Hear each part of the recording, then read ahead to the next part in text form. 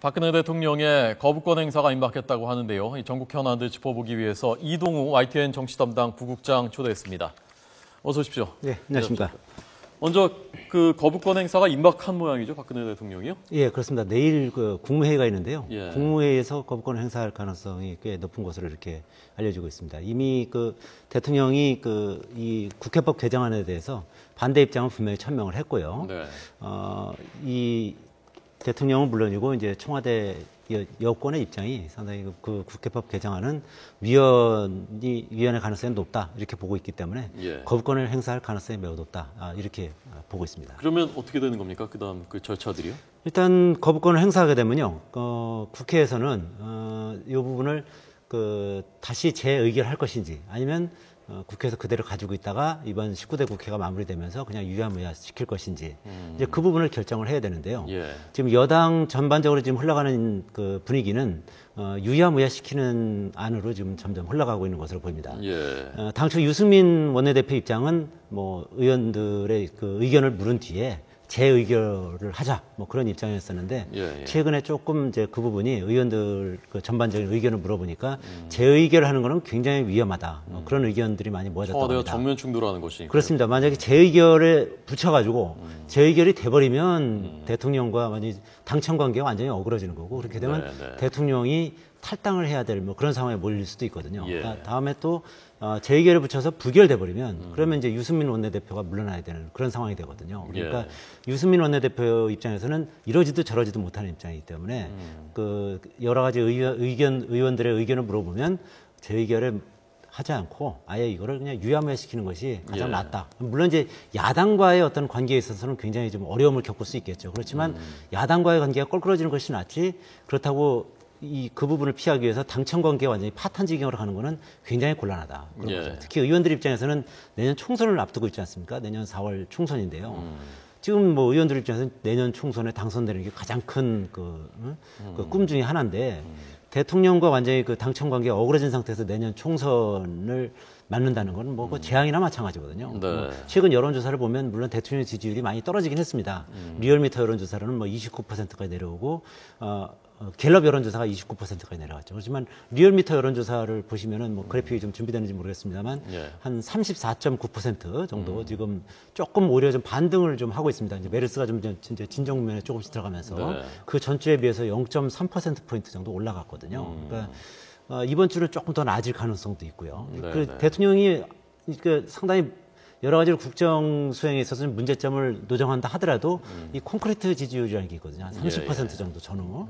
그렇게 봤을 때 이런 어떤 대통령의 후광을 입지 않고 여당 의원들이 각계약진한다, 뭐 각자 도생한다는 거는 상당히 어려운 일이거든요. 그렇기 때문에 만약에 그 국회법 개정안이 넘어온다 그랬을 때 재의결에 붙이는 거는 어떻게 보면 이제 자살행위나 마찬가지죠. 그 부분은 상당히 어렵게 돌아간다. 뭐 이렇게 볼 수 있겠습니다. 그렇게 되면서 그 유승민 원내대표에 대한 친박계 중심으로 해서 인책론이 나오지 않았습니까? 책임져야 되는 게 아니냐 누군가.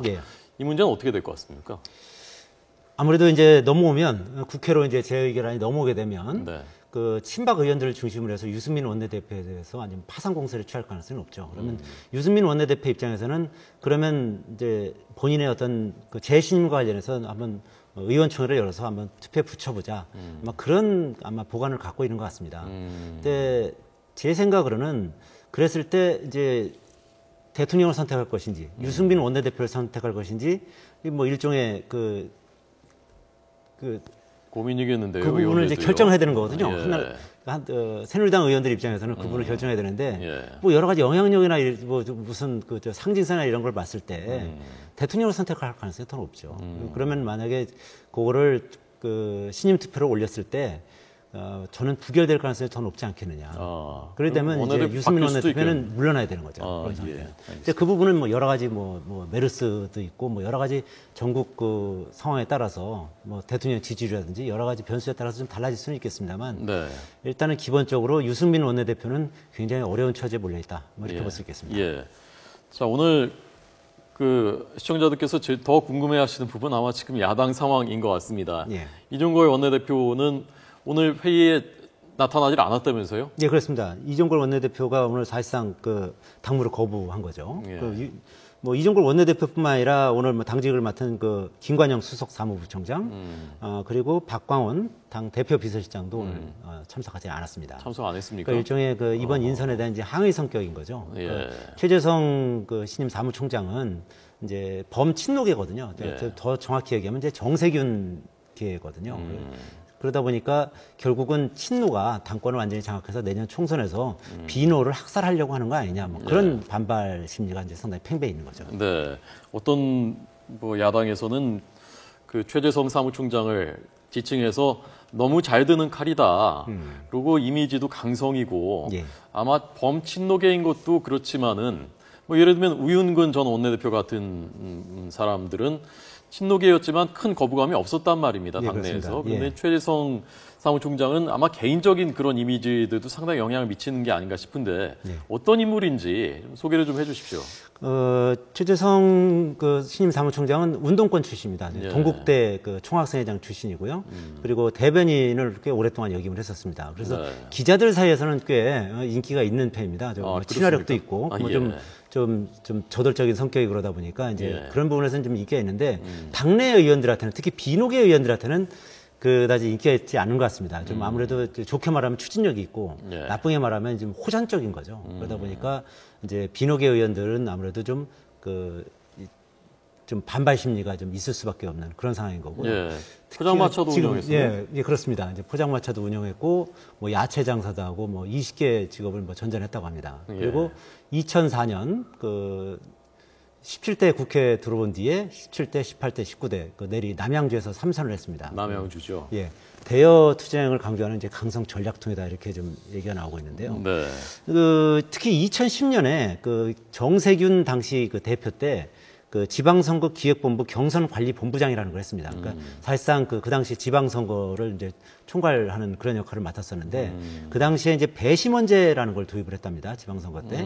그러면서 이제 아무래도 배심원제를 도입하면 시민단체라든지 친노 성향 인사들이 이제 그 영향력을 많이 행사하게 되는 거죠. 예. 그래서 그때 이제 그런 어떤 일종의 뭐랄까 트라우마라는 게 있기 때문에 지금 이제 비노계 의원들이나 이제 비노계 세력에서는 결국 이제 그와 비슷한 이제 방법으로 예를 들면 이제 모바일 투표라든지 이런 부분이 이제 친노 세력의 어떤 핵심적인 그런 어떤 전략 중에 하나 아니겠습니까? 예. 그런 거를 도입을 해서 내년 총선에서 비노 세력들을 상당 부분 축출하려고 하는 거 아니냐. 그런 이제 일종의 공포심 같은 게 있는 거죠. 예. 문재인 대표 입장에서는요. 예. 문재인 대표가 어쨌건 지금 당을 잘 좀 추슬러 가고 싶어 하는 입장인데 예. 이종걸 원내대표를 비롯해 비노계에서 강력하게 비토를 했는데도 그런데도 이 최재성 사무총장 카드를 고수해서 강행한 이유는 뭐 특별한 어떤 다른 이유가 또 있는 건가요? 우선은 기본적으로요. 일단 최재성 카드라는 걸 문재인 대표가 꺼냈지 않습니까? 예. 이미 그 최근에 뭐 여러 가지로 리더십에 상처를 입은 상황이고 이거를 또 다시 이제 물릴 경우에는 리더십이 더 큰 상처를 입을 수 있다. 이제 그런 판단을 했을 수 있고요. 예. 그리고 또 하나는 현실적으로 대안이 별로 없었던 뭐 그런 측면도 있는 것 같습니다. 예를 들면 이종걸 그 원내대표 같은 경우는 이제 김동철 의원이나 뭐 우윤근 의원 등을 이제 제시했던 모양인데요. 네. 김동철 의원 같은 경우는 사무총장을 맡으면 혹시 이 내년 총선에 불출마를 선언해야 되는 거 아니냐 그런 뭐 여러 가지 우려 때문에 고사했다 그러고요. 예. 우윤근 의원도 뭐 지역구 사정이 여러 가지가 있어서 고사를 했다고 합니다. 예. 그래서 이제 그런 여러 가지 이제 기존의 어떤 대안들이 이제 불발로 돌아가면서 네. 다시 최재성 카드로 돌아온 예. 그런 셈이라고 해석할 수도 있겠습니다. 예. 이 국장님 지금 이종걸 원내대표 조금 가리고 계시거든요. 예. 조금만 뒤로 가실까요? 예. 저도 조금 뒤로 가서 예. 얼굴 보이게. 예. 자, 그 불출마 얘기를 해서 예. 총선에서 최재성 사무총장이 그래서 문재인 대표가 점 찍은 이유 중에 하나라고 하는데 그렇습니다. 정말 내년에 총선 안 나오는 겁니까? 근데 그 당시에 이제 전제가 있었습니다. 2012년 대선 때 그 문재인 안철수 단일화가 되지 않으면 불출마하겠다 이렇게 선언한 거거든요. 근데 뭐 어떤 우여곡절 끝에 뭐 모양새가 좋지는 않았지만 단일화가 됐지 않았습니까? 예. 그러니까 그 전제가 이제 사라진 거죠. 그러니까 최재성 의원 입장에서는 그 당시에는 불출마를 하겠다고 얘기를 했습니다만 그 전제가 사라졌기 때문에 지금은 최재성 의원이 그와 관련해서 따로 뭐 언급을 안 한답니다. 이제 기자들이 물어보고 그러는데 그 부분 뭐 어떻게 된 거냐 얘기를 해도 뭐 가타부타 얘기를 안 한다는 거죠. 그렇군요. 뭐 복심은 당연히 사무총장인데 출마를 하려고 하는 마음이 더 많겠죠. 그렇죠. 아직 젊고 삼선인데요. 예, 그렇습니다. 그런데 이제 문재인 대표는 그 부분에 이제 더 방점을 두고 예. 자기 희생을 할 사람이다라고 이제 그 어떻게 보면 이제 그거는 동상이몽이라고 할까요? 네. 그런 부분도 좀 있는 것 같습니다. 예. 주승용 최고위원이 당장 문재인 대표가 그 이제 복귀하시라고 설득하니까 최재성 사무총장까지 됐는데 내가 이제 돌아갈 길 없다라고 했다는데 예. 저희가 지금 그 주승용 최고위원을 전화로 연결했습니다. 예. 사실은 최재성 사무총장께도 전화 그 인터뷰 요청을 했는데 지금 좀 하긴 어렵다라고 예. 고사를 했고요. 주승용 의원을 연결했습니다. 같이 좀 물어보시죠. 예. 주승용 의원한테요. 안녕하십니까 최고위원님? 예, 안녕하세요. 주승용입니다. 네, 전화 연결해 주셔서 고맙습니다. 네네. 최재성 사무총장 카드가 좀 못마땅하신 모양이죠? 예, 오늘 아침에 그 최고위원의 상황을 보셨을 겁니다. 네. 예, 뭐 이종걸 원내대표뿐만 아니라 유승희 최고위원 또 몇몇 당직자들 이렇게 불참한 것을 보더라도 당분간의 휴유증 또 후폭풍이 심각하지 않나 이렇게 생각을 합니다. 예. 저는 이번 최재성 사무총장 인선은 10일째 끌어오다가 뭐 최재성 사무총장 카드를 접은 것 아니냐 이렇게 생각을 했는데 인선을 강행해서 좀 당이 탕평과 화합으로 가지 못하고 좀 일방적으로 가고 있는 좀 상당히 어려운 상황이 계속되는 거 아닌가 이런 생각이 들어서 좀 안타깝게 생각합니다. 예. 문재인 대표께도 그런 말씀을 직접 하셨습니까? 예. 저한테 어제 저녁 식사를 같이 했는데요. 예. 막 그 사무총장 인선을 발표하고 나서 네. 저한테 그걸 전해 주어서 대화를 한 2시간 이상 나눴는데요. 좀 문재인 대표께서 상황 인식을 좀 너무 안일하게 생각하고 있는 거 아닌가. 저는 이렇게 그 대화 도중에 많은 걸 느꼈고요. 네. 어쨌든 문재인 대표는 누가 뭘 하래도 친노를 대표하고 있기 때문에 네. 공천 실무를 책임지는 사무총장은 친노가 아닌 사람에게 주는 것이 지금 당이 무지무지 어려운 상황에서 당의 화합을 위해서도 바람직하다고 조언을 했는데도 불구하고 강행을 한 것은 좀 이해가 가지 않습니다. 예, 문 대표께서 뭐라고 하시면서 그게 불가피하다고 말씀하시던가요? 예, 뭐 이제 뭐 대표가 인사권을 가지고 있죠.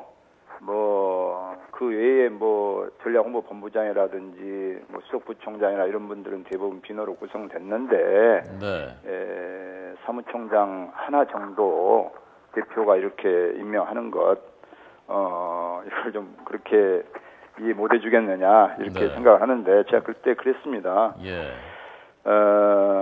정말 친노의 수장이 되지 마시고, 이제는 좀 비노의 수장이 되신다는 각오로, 기득권을 내려놓고 신뢰를 쌓아 나가 주십시오. 그래야 우리 당이 제대로 갈 것이고, 그렇지 않고 계속 이렇게 좀 일방적으로 나간다면, 대표께서는 좀 뭐 억울하실지 모르겠습니다만 우리 당이 상당히 어려워질 것입니다.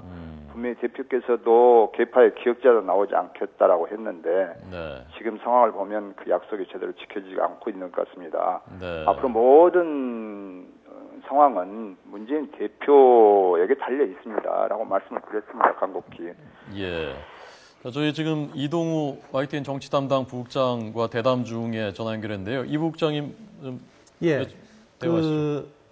의원님 안녕하십니까? 저는 정치 담당 부국장 이동우입니다. 네네, 안녕하세요. 예, 그 새정치민주연합은 이제 계파 갈등을 넘어서 9월 정도에 뭐 분당될 것이다 이런 그 얘기도 좀 많이 돌고 있는 상황인데요. 이에 대해서는 어떻게 생각하십니까? 그리고 어떻게 전망하십니까? 지금 우리 당이 절대 분열되고 또 신당이 창당돼서는 절대 안 됩니다.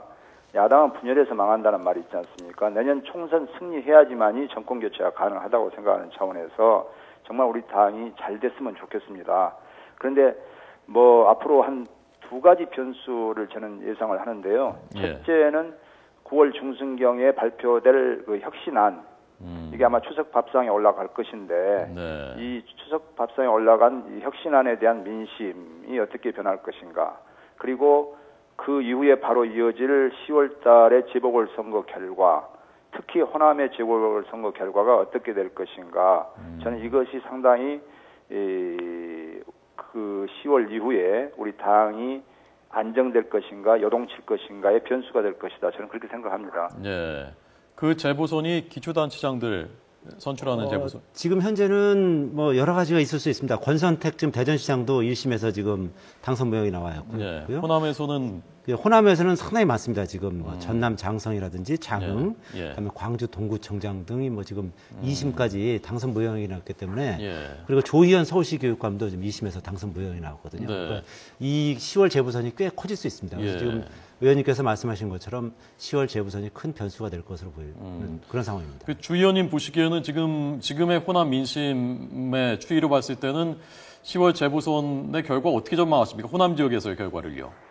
지금 문재인 대표님이나 이 김상곤 혁신위원장께서 우리 당의 뭐 어떤 친노 개파 패권주의 청산 같은 것을 목표로 한 혁신안을 만들고 있기 때문에 네. 이러한 일련의 앞으로의 우리 당의 운영이 과연 호남 민심에 얼마만큼 받아들여질 것인가가 대단히 중요한 2, 3개월이라고 생각합니다. 네, 그래서 문재인 대표가 잘해야 되고 김상곤 혁신위원장이 잘해야 된다. 예. 그래야만이 10월 이후 재보궐선거도 승리할 것이고 우리 당이 안정될 것이다. 저는 이렇게 생각합니다. 네. 김상곤 위원장 선임하고요. 그리고 안병욱 그 윤리심판위원장 선임. 이런 것에 대해서는 어떻게 보셨습니까, 위원님?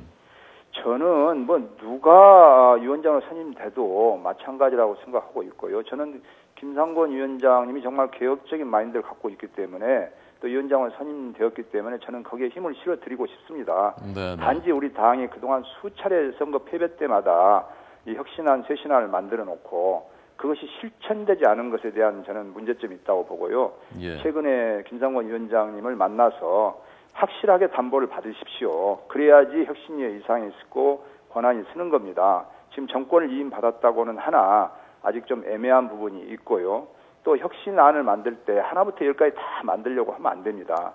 선택과 집중을 통해서 정말 하나라도 확실하게 혁신을 이루어주는 것이 중요하다고 생각하기 때문에 네, 우리 네. 당의 고질적인 병폐인 친노 패권주의 청산을 위해서 하나만큼이라도 좀 확실하게 해결해 주십시오라고 부탁을 드렸습니다. 예. 주 의원님 마지막으로요. 어제까지 그 당에 돌았었다는 최재성 의원이 뭐 동료 의원을 과거에 폭행했었다라는 그 문자가 돌았었던 것이 보도가 됐거든요. 네네. 그 사실관계는 어떻게 파악하고 계십니까? 저는 사실관계에 대해서는 잘 모르겠습니다. 그 받으셨습니까, 문자는? 못 받았습니다, 저는. 예. 못 받으셨군요. 들으신 것도 없고요. 예. 뭐 언론 보고 알았습니다. 예. 예. 알겠습니다.